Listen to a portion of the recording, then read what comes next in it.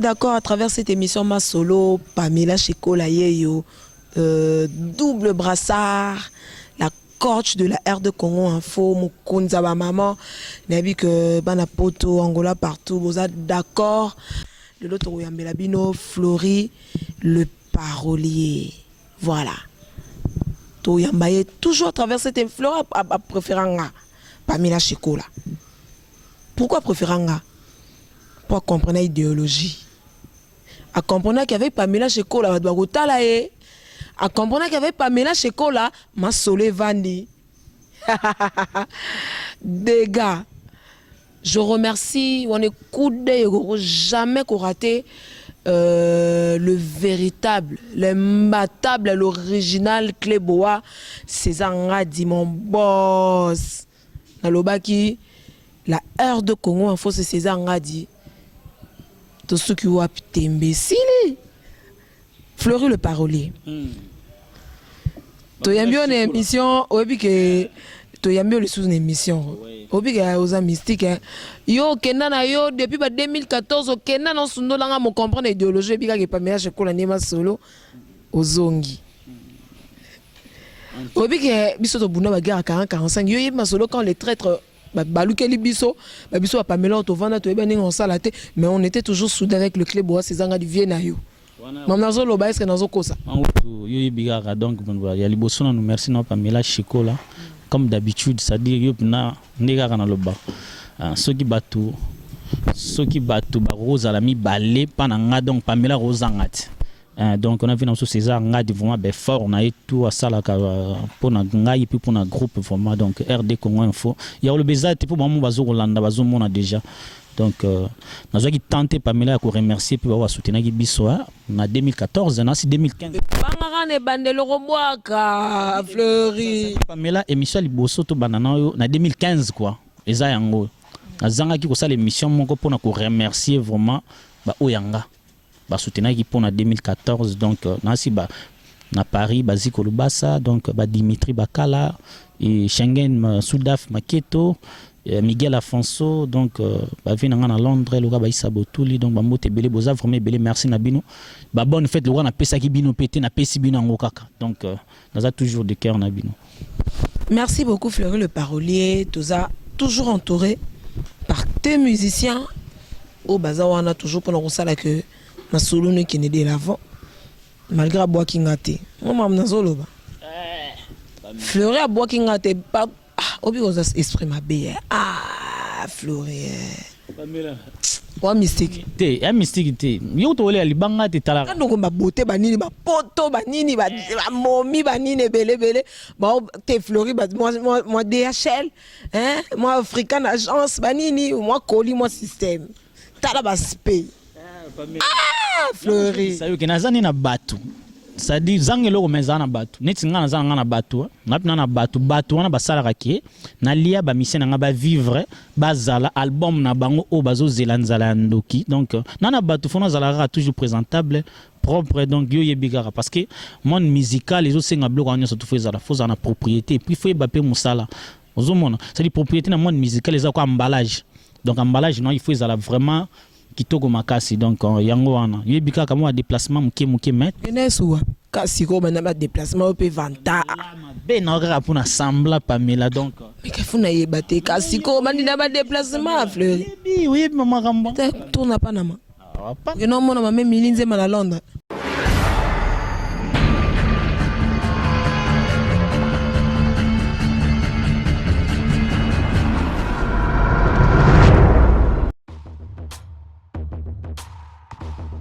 Masolo vraiment solo yango ye na kati ya kini balui pona ba kinois résidence Kifwani yango yo na kati ya kini na kati ya mbiti ya pigeon balobi pona ba chambre deluxe ba chambre bien ba chambre propre hôtel deluxe yango na kati ya kini na kati ya mbiti ya pigeon tozali awa na résidence Kiamfwana. Ils sont situés dans la commune de Ngalema, dans le quartier Binza Pigeon, sur l'avenue Congo Yassika, numéro 22. Alors là, nous vous offrons des beaux appartements pour notre séjour dans le Katiaki. l'air bozo ya na kin na ba séjour na bino ba vacances to bosengeli na ba logement ya kitoko yango tozo ko tia na disposition na bino ba appartement mibale o bozo ko visiter o pe mona ezali donc ba appartement moko ya niveau moko très somptueux eza de la qualité moko bien et puis très propre. Je crois que beaucoup de monde a une image, intina tia commentaire mingi beaucoup de monde a une image. Tozo ko répéter adresse na biso ezali bongo na avenue Congo ya Sika numéro 22 quartier Binza Pigeon commune Ngaliema.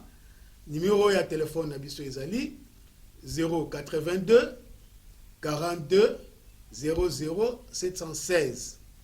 Pour na batu bazali na poto boko benga monsieur Kiamfwana na numéro plus 33 62 87 23 782. Voilà.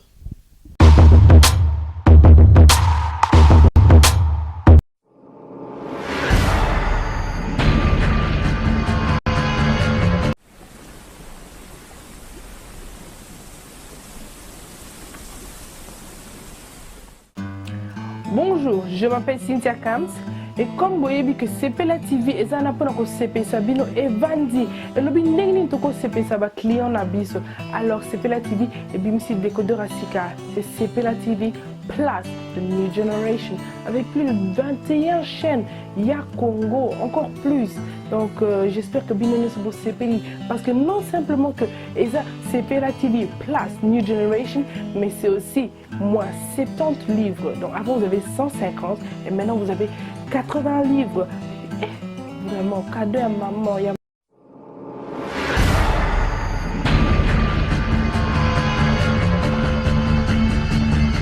Original. Hustle. Bonjour chers internautes et bienvenue sur rdcongoinfo.fr de César Ngadi Cléboa, tout le monde est d'accord. Je me présente, je m'appelle Niki la Maserati et je suis votre nouvelle animatrice chroniqueuse.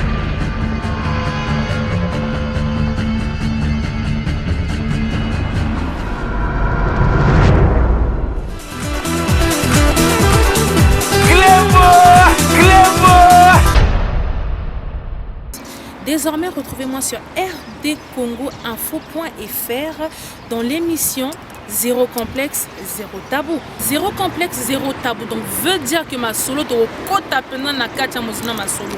Makamako se zate, makamako bomba ne zate, polele kanemba lobaka. Le big boss yemo quoi, polele. Donc, ma petit neka polele. Donc, zéro complexe, zéro tabou. César Ngadi si akangaki Cléboa ko RD Congo azomela ba site nyonso ya bambolo veut dire que si tezaka moko rdcongo.fr na lobi bien .fr pour on sait jamais. Désormais retrouvez Niki la Maserati sur rdcongoinfo.fr. À très bientôt.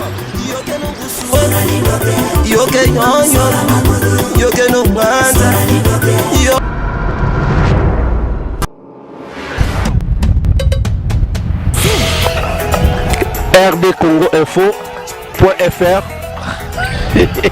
Tout le monde est d'accord. Wembley Stadium, César Ngadi, Cléboa, toujours Cléboa, toujours clé. Bisous. Pour ma mère, salut à pour ma père. God bless.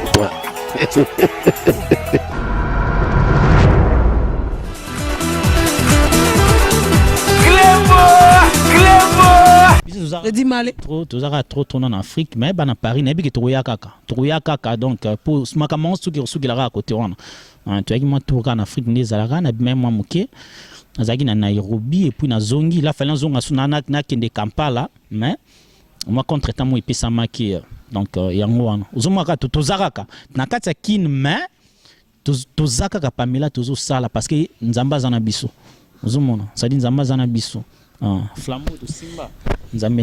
Kitoko, Fleury le parolier, mon ami de longue date. Donc, to banda ba masolo, yo ba Pamela Cheko la ba Fleury ba ya to sala ba masolo souka na ba vu.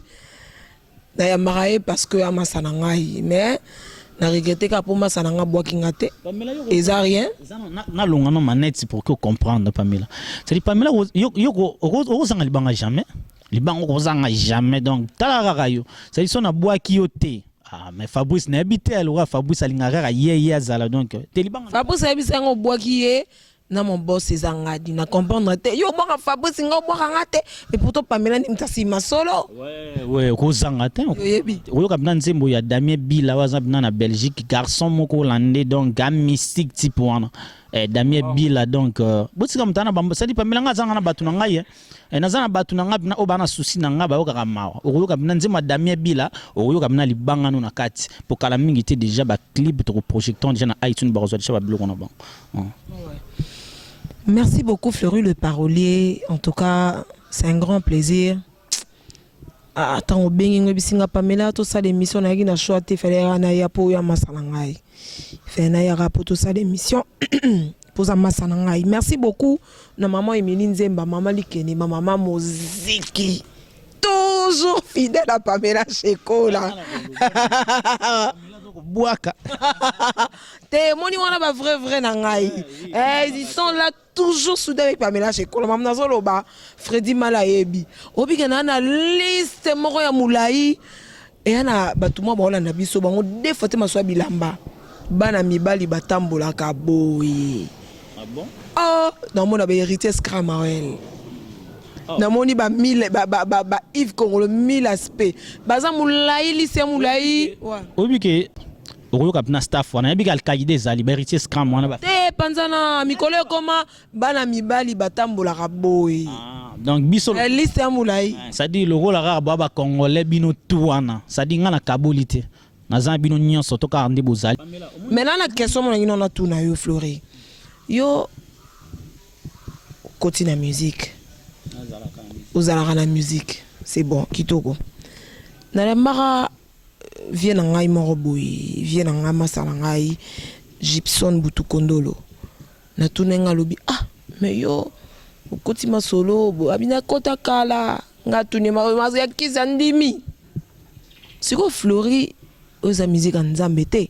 Pour musique en Nzambe il faut gêner, il faut ça ba sacrifice, il faut ni peu le connaître. Siko la musique in auto benga ya mokili profane. À part dans nos protections dans ya bateau aux oboaka bazo tindela yo bala bazo soutenir yo et tout consort aux na protection nini tous en masolo nini yo fongolo jemba la mort code à déverrouillage pour nga Pamela code à déverrouillage na fongola déjà yango no mona na double brassard la coach de la R de Congo double brassard latia na latia soroboye talio ça n'engage que moi. Pour babiso to buna bagarre à 40-45 toi tu vas nous buna yo zala raté vanda penozo message na WhatsApp bofinga papa no akufa vandi pena pour na R de Congo info mais lelo tembesili so yo protection les années. Merci beaucoup Pamela. Donc on a compris tes protections par rapport à bon ne batu balbara qui c'est pour musique ko benga no profane ça dit profane za muto ayebelo te bolinga te na yebi bolinga bongote ko benga pe biso musique ya mokilité parce que tuzaka na kati ya mokili biso nyonso tout on est à point sensible na bino soko ke place moko bo na be kolo botang c'est quoi ba ina jamais ka to tang sa musique chrétienne ils allent rater on comprendre la personne qui est chrétien on comprend mais la musique reste la musique donc moi je trouve ça c'est de l'orgueil au bande on a biso côté on a bazala ranango on comprend et moi qui moi orgueil moko boye au bazala ranango on est des musiciens biso nyon surtout ça ba musiciens donc ils a te on a mission mokili ya za so mission de lola moi je ne sais pas to yozo emba mutu no to boka nani oh yembia non isa botuli to tant zo boka isa botulu zo yemba isa botulu cheko manzame na kati wana Pamela yembeli isa botulu yeza mutu différence ezalara mais oui ça dit ceux qui na kina nzimo moko boy na yokaka bango kaka batna na ba elle wana soit disant ba chrétien on minimiser bon minimiser te ayembi nzimo moko boy ça sur deuxième regard je me trompe pas na keboy na kuti fi alali na tali premier regard na zung deuxième regard comment nzambe za place wana expliquer ngana après ça conseil comment nzambe zali nebi nzembo wana likambo ya deuxième regard na yebi nzembo wana ya yeso yo yo ngocha komba etongo bisa botulo che yesu na kati banzembo na nga nyonso tu parce que moni ngati na kuma banzembo na sin expliquer de loko yo na tanga bible trop na tanga ba livre trop zaka bible te men livre temps bible temps psaume olobi tanga psaume on a psaume te donc na tanga version na moni ma solo ngo ke na psaume ne ma solo vani puissant c'est ça na psaume bon wani zaka ba selon moni pamela mukomsoko ya manga to beta na to décortiquer ba makambo ngona ba bible to décortiquer makambo parce que moni divagation ko type trop na makambo on comprend tout le monde est chrétien tout le monde est pasteur et prophète dans ces pays ici mais rien ne change on comprend motema mabende et so sambela rapona matériaux obi sambela pona matériaux zano to geni malembe pamela vous comprenez do sentité ya pamela chocolat moi je suis partout ngala sert en Christ qui sert en bino bozo masala fleuri to bolega sert en bino bozo kumisa wana omoni lelo mutu nyonso akomika prophète na mboko mutu nyonso akomika ka pasteur parce que ndetu za boyo mwana bina prophète ai fleuri ndongo za wana en tout cas na moni vraiment voyage liboso na yo. On comprend? Après c'est une prophétie. On ne peut pas m'abonner. Voyez au monde liboso ngeza poto. Est-ce que ce masse nga loka ziko basa na Paris kuna? C'est faut au monde prophétie na voyage au monde na paradis. Tu vois? Il y a ça comme déjà poto maramuna esili temesili. Dans ma profession et pour na temesili. Biso na kata kisasa so mutana poto professeur voyage izala. Yo wa moto ezala ba kinya siko kina ba hiver ba nini ba été. OK na ba printemps ba nini tout ça. Pamela Rosala congolais. Non mais ouais moi aussi en tout cas. Mais le lot ça maman va pasteur tête au décortiquer au solo ma solo. Le lot va fleurir le parolier, abimisa album na yo tout ça.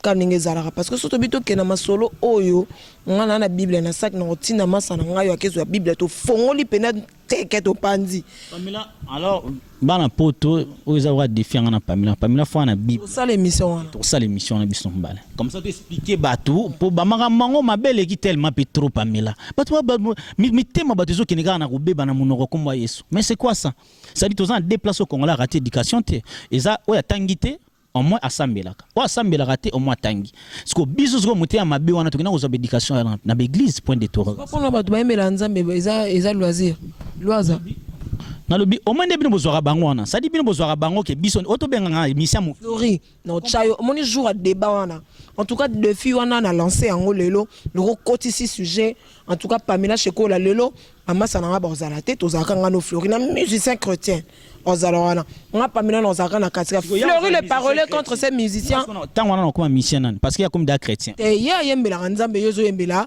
mutu na comme nene mutu na comme oh Pamela Damien Bila voilà to kina malembe jour wana teke hein ayembela ngana yo netoka musique yazo beta wana on comprend ateka CD pongana to soma nzambe ta soka ayembela nzamana so soutenir avant nzambe obi soutenir avant nzambe oh ngana soutenir yene mta sa album wana ngana soutenir yembeli nzamba comme si Yesu nzamba salaka muta chaka ipema atinda muta ya patimba mupepa chaka bato on comprend so bino problème na meza nzamba salaka nzete alukaka muta soutenir yete na kocha misisa on comprend misala nzambe yango wana za tozo soutenir ne bango to zaka clair Pamela c'est quoi pour yo quelle différence y a-t-il entre la musique chrétienne et la musique populaire? Je ne peux pas dire la musique profane parce que tu veux pas ça. Donc la musique il y a mokilité parce que tu veux pas ça. Quelle différence y a-t-il voilà entre la musique chrétienne et la musique populaire? C'est-à-dire toi tu fais la musique oyo oyembela moto. Mais eux ils bazo ça la musique oyo bazo yembela nzambe du début à la fin. C'est quoi yo le maman c'est très important en tout cas je te soutiens, je t'appuie d'une manière. Mais c'est quoi quelle différence y a-t-il entre la musique populaire et la musique chrétienne? Oui, donc musique populaire dans le bakibisonio surtout et ça populaire. Et puis il y a ça musique chrétienne. Peut-être sur le bien la musique religieuse. On comprend. Là on comprend moi religieuse. Voilà, parce que religion monsieur ça dans temps islam. On comprend. Osa selon religion na bino. Mususu beto monanga ba église de noir ba ta vovamu ya nini. Ba ça la paix selon qui me sali peut-être pour la religion. On se comprendre. Pour la religion na bino. Le wana lunette fleurie ba to bandeko ba mona yo ça la bien. O mena on ngapena la lunette mena longoli. Te osa bogaro. Retournons à notre mouton. On comprend. Donc revenons. Ce qu'on y bisinga qui peut-être ezalaka musique moko religieux. Par rapport ya ba religion au bato bazali. Pour muto ce que soy muto na peut-être ne au lobi wana muto musique chrétien donc ça pour un musulman n'est-ce pas non Ok, na musika ko Fleury. Même musulman n'est pas chrétien. Non, Fleury. Tout droit but. Yomoro obimisi obike yaya net bande ko na biso église. Différence c'est nini? Non, différence oyembela masala Damien Bila. Bino comprendre raté. Le problème c'est quoi? Eza nzembo. On comprend. Si on a tché combat Pamela na kata nzembo wana, eza exemple oyo nga na tei batu mena combat Pamela. On comprend. Mais ça Pamela ti na côté attendre sous Pamela. Ça na katité yeso na katité. Mais non, zo banzembo lokola vina nga bailo kanta. Abeta nzembo ka libala.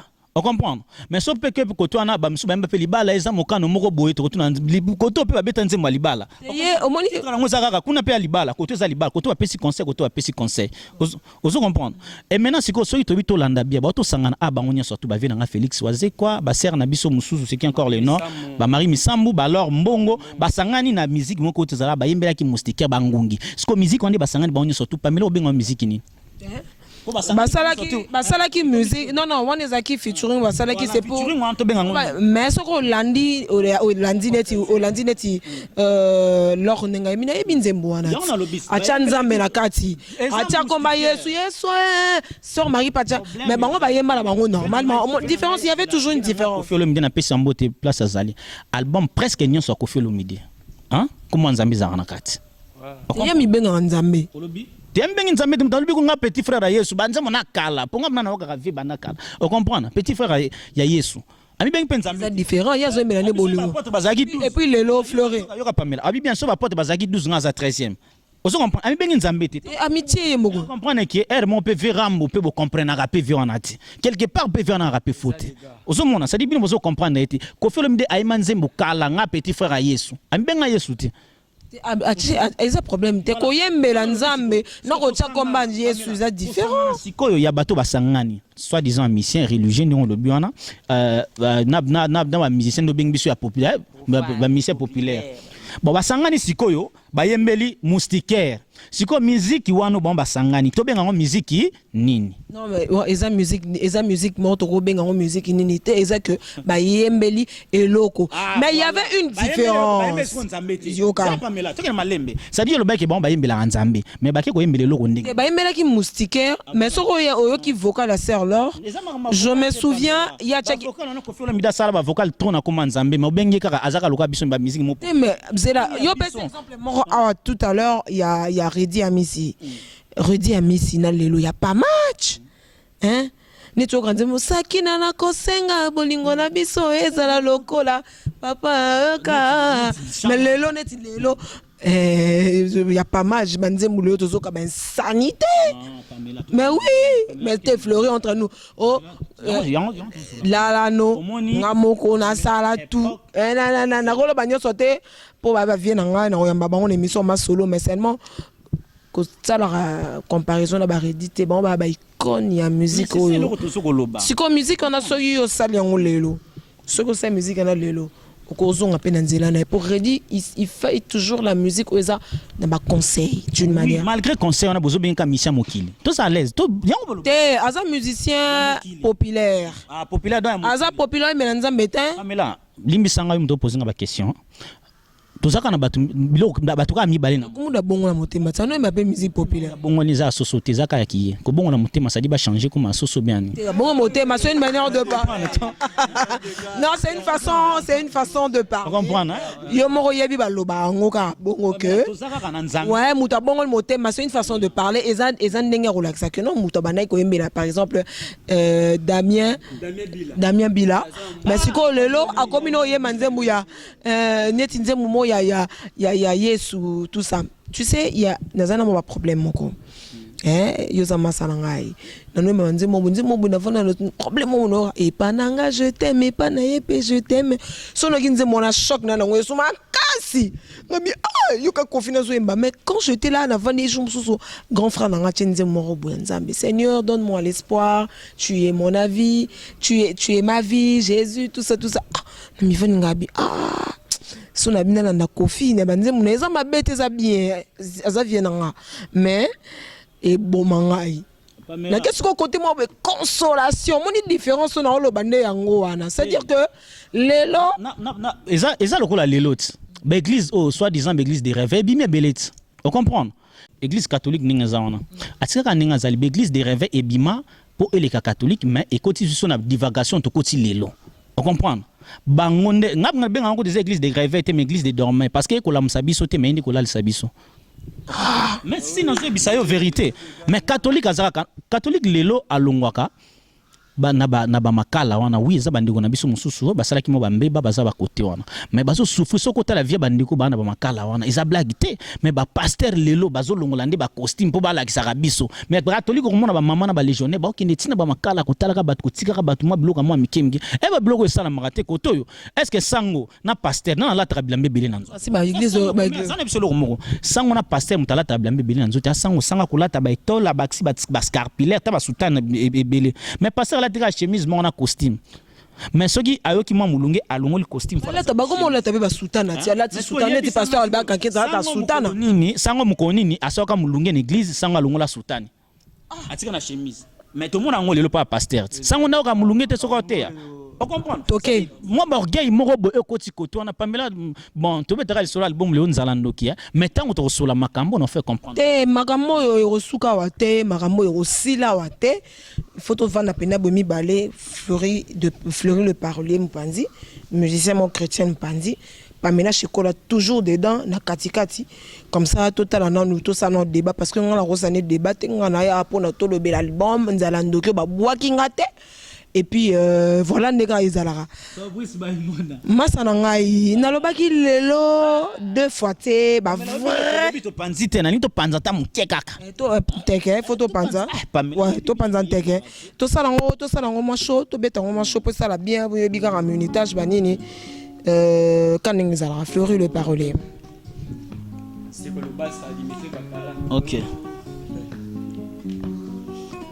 ah Damien Bila Damien Bila mon amour d'enfance Damien Bila mon amour d'enfance atana la tiki tambala yanga na kozonga mamelo ve esina bebiso yanga bikilango ya kobotela yo bana Paolo mama de Souza ya diale me chérie bébé nanga ike Paolo de Souza mon enfance Damien Bila mon amour d'enfance atana la tiki tambala yanga na kozonga mamelo ve esina bebiso yanga bikilango ya kobotela yo bana Paolo mama de Souza ya diale me chérie bébé nanga ike Zantima nzoto nanga komi transféré nazolela ya shuga manzala bolingwa zikoluba sezo bomanga bolingwa blandilo mangwezo bomanga bolingwa Helen Kalema mama bolingwa zikoluba sezo bomanga bolingwa Pamela Chekole to panzi teke boro obiga boza bon te wana c'est ma sœur en tout cas donc on est là bakulutu ouais Hélène Kalema quelque part aussi à idole nanga donc deux fois te batebe ba boyara belé ba bima pe na simana balobi esimbi etimbi donc eza ndenge nini quand peut-tu t'expliquer ça simbi omeka nete lobi Hélène Kalema Hélène Kalema timba okompa vena nga Zakari baba baso atimba Pamela les mots là Pamela pe atimba siko musique na biso to beta etimba esimbi on comprendre de musique oyo esimbi po etimba on comprendre de biso to bato ba boule biso na ba piste moko boito zaku tukunati biso zaka idéologie ndeza na mutu comprendre voilà donc nangi to telema pour ça la paix bien tout ça quand ningi zala masa wapi masa na ngai fo zala wana ouais funa sisa na yo to comme na souka émission Masolo avec Pamela Chikola deux fois te la corde de la RD Congo Info double brassard Fleury le parolier Yazali masa na nga pe Yaza guitariste Jonas Sakompa tozaki na ye basera ba non sala examen d'état mais sikoyo ye moko roloba ya ye moko loba soko ozwa loba vérité ozwa la zone 54 C'est quoi au Tigino à l'université? Bon, donc, tu as côté kaka monde de Ndouli. Donc, côté nous t'es pour Ndouli. Classe est en retard, classe est en retard. Nous la jubo, moi la risate, mais na constaté moi boulot musique quoi. Sauf la risate, na kola no tanga nanga. Tout le monde a pas me sortir. Mais j'ai. Moi le moro ça la bien, ça moi le moro ça la bien. Yo moro to yo kaka yo.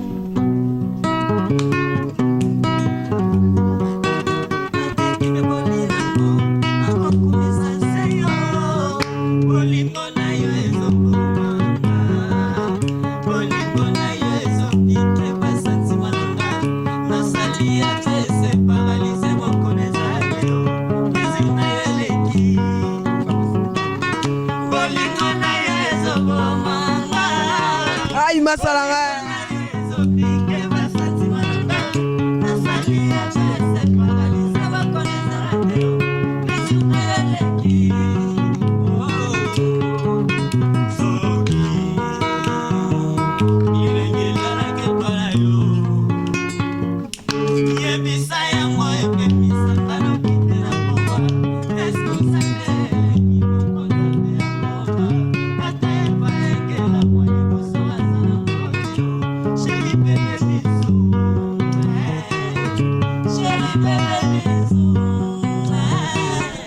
Chérie bébé bisous.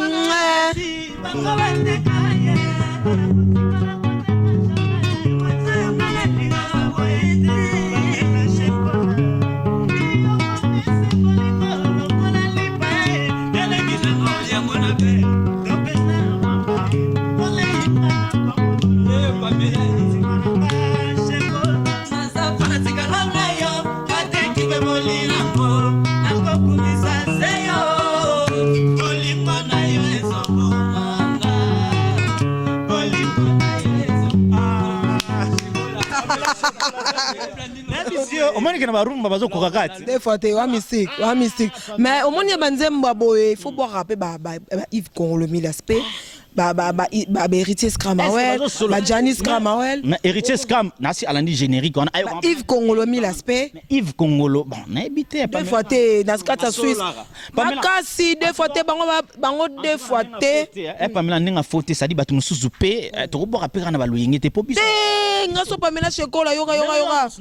Ngaso na ebisi yo za masa na ngai, il faut comprendre que non, des fois, tu es Yves Congolo Milaspé. Moi, le remoro boné, Héritier Scramawel, yobi kanenge zalara Janice Scram kaniki bazana bana mibali batambola raboy et ça la bien moi le roman boye c'est pas ça bango ton a bombeli bango Yves Congolo Héritier Scram coup na boire déjà wana mutuna batunanga Serge Kadi Janice Scramawel kaniki. OK donc na lakibino et puis ko boire bino ça dit na boire bino mais boyo ka plan na bino mais na sentir bino ne Pamela lobi Pamela za ngai to so Pamela lobi za bongo c'est que donc rien à dur donc voilà to comme na souka émission masolo donc to comme na souka émission avec Pamela Chekola mokonza ba maman la coach de la RD Congo Info double brassard 2 fois T donc to comme na souka masa na Fabrice Baimona il fallait roloba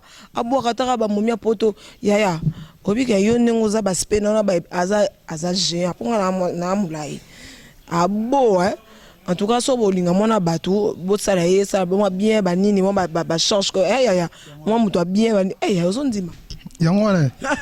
Yaya. C'est ça, Ndouli c'est 2 fois T. Qu'est-ce que nini ko? Kaka chef du gouvernement yo baebi muta mesanaka koyemba na bosante fe nanga Issa Botuli, Ibrahim Botuli et Laure Malalou ser nanga blandi longangonga vous avez besoin na yemba ngafuna yemba trop pour chef du gouvernement ye.